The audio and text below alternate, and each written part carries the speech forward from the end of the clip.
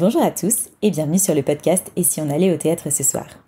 Je me présente, je suis Sacha et je suis passionnée de théâtre et spectacles en tout genre.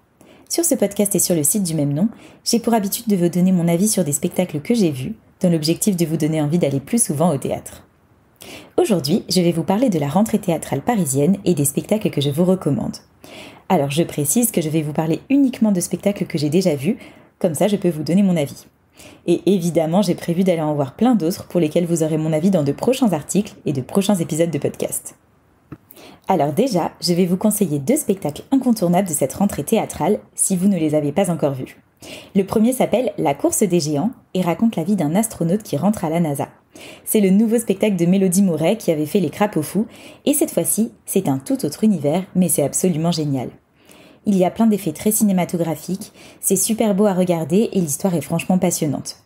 En plus, c'est un spectacle qui pourra aussi plaire à des personnes qui n'ont pas l'habitude d'aller au théâtre, tellement il est limpide, donc vraiment courez-y sans attendre, c'est un bijou. Il est jusqu'à fin septembre à l'affiche du Théâtre des Béliers, alors ne traînez pas.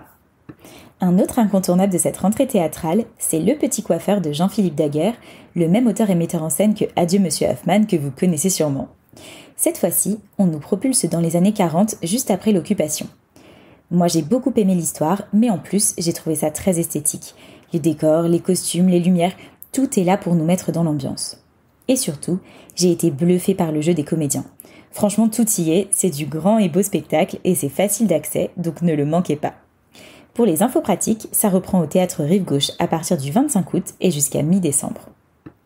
Et évidemment, je ne vous parle pas de La Machine de Turing, du seul en scène Les Chatouilles ou de Adieu Monsieur Hoffmann, qui sont encore et toujours à l'affiche. Ce sont des incontournables, donc si vous ne les avez pas encore vus, courez-y. Vous trouverez toutes les infos dans la rubrique En ce moment du site, avec tous les spectacles dont je vais vous parler pendant cet épisode. Ensuite, si comme moi vous aimez bien les biopics, j'en ai 3 à vous conseiller en cette rentrée. Et oui, je vous ai dit que c'était la mode. Le premier, c'est Lorsque Françoise paraît, qui joue au théâtre Le Pic de septembre à mars. Je vous avais fait un épisode de podcast spécifique sur cette pièce, donc vous pouvez l'écouter si ça vous intéresse, mais pour résumer, c'est une pièce qui raconte la vie de Françoise Dolto, la célèbre psychanalyste qui s'est intéressée tout particulièrement aux enfants. C'est un spectacle très bien fait, intéressant et touchant, et je vous conseille d'aller le découvrir si ce n'est pas encore fait. Ensuite, il y a un spectacle qui a gagné 2 Molières et qui est encore à l'affiche du Théâtre du Petit Montparnasse en cette rentrée. C'est Marie des Poules, une pièce qui nous raconte la vie de la gouvernante de George Sand. Alors c'est une pièce particulièrement touchante avec une comédienne vraiment très douée qui incarne 2 personnages très très différents, George Sand justement, mais aussi sa gouvernante. J'ai également consacré un épisode de podcast sur ce spectacle, donc n'hésitez pas à aller l'écouter pour plus de détails. Et puis, il y a un spectacle que j'adore qui raconte la vie de Feydeau. Ça s'appelle L'Empereur des Boulevards et ça sera à l'affiche du théâtre Montmartre-Galabru tous les dimanches à partir de mi-septembre. J'avais aussi tellement aimé ce spectacle que je lui avais dédié un épisode de podcast que vous pouvez toujours écouter. J'avais adoré découvrir l'histoire de Feydeau sur scène, l'univers que les comédiens ont apporté et aussi le fait de voir 1001 personnages se succéder pour nous raconter la vie de ce dramaturge. Franchement, c'était top, donc je ne peux que vous conseiller d'aller voir ce spectacle. Ensuite, si vous aimez être ému au théâtre, je vous conseille fortement d'aller découvrir Un sac de billes qui sera au Théâtre Essaillon tous les week-ends à partir du 12 septembre.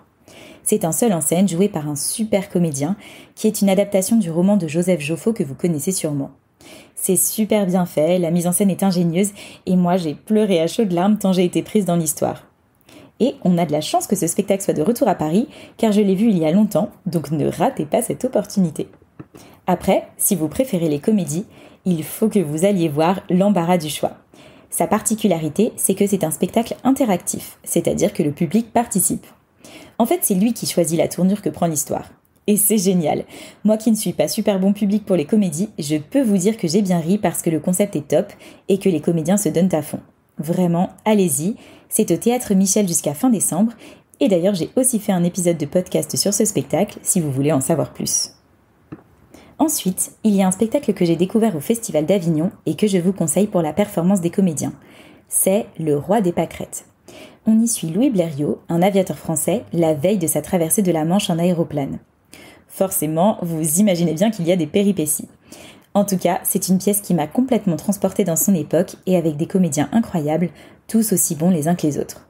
Donc si vous voulez voir ça, c'est au Lucernaire à partir du 20 octobre, et en plus, c'est un de mes théâtres préférés. Et mon dernier conseil pour cette rentrée, et pas des moindres d'ailleurs, c'est d'aller découvrir le spectacle immersif qui s'appelle Elsingor. C'est en fait l'histoire d'Hamlet. C'est très particulier, ça joue au château de Vincennes, et c'est juste incroyable. Vous, en tant que public, vous vous déplacez pour aller voir les scènes que vous voulez, à travers différentes pièces du château. Moi, je l'ai vu dans un autre lieu que le château de Vincennes, beaucoup moins impressionnant, mais c'était déjà génial, donc là je ne l'imagine même pas. J'avais adoré le concept, et le seul truc qui m'avait frustrée, c'était de ne pas pouvoir voir toutes les scènes. Car comme il y en a plusieurs qui jouent en simultané, eh bien, il faut choisir. Mais rassurez-vous, c'est suffisamment bien fait pour qu'on suive totalement l'histoire, même en n'assistant pas à toutes les scènes. Alors là, c'est plus que du théâtre, c'est une expérience en tant que telle, et vraiment, allez la vivre parce que ça vaut le coup d'avoir vu ça au moins une fois. Voilà, je crois qu'on est arrivé au bout de mes recommandations pour la rentrée. Il y a plein d'autres spectacles à aller voir et vous pouvez les découvrir dans la rubrique En ce moment du site.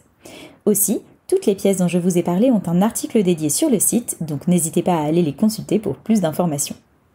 Et bonne nouvelle, qui dit rentrée théâtrale dit plein de nouveaux contenus à venir, alors restez connectés. Je vais écumer les théâtres parisiens et comme d'habitude, je vais tout vous raconter ici et sur le site. D'ici là, si cet épisode vous a plu, n'hésitez pas à mettre une note ou un commentaire sur ce podcast et à le partager autour de vous. N'hésitez pas non plus à suivre Et si on allait au théâtre ce soir sur Instagram et Facebook et à vous inscrire à la newsletter sur le site. Un grand merci pour votre écoute. Je vous dis à très très vite pour un prochain épisode du podcast Et si on allait au théâtre ce soir. Et n'oubliez pas de mettre du théâtre dans votre vie parce que ça la rend plus jolie. Bye bye!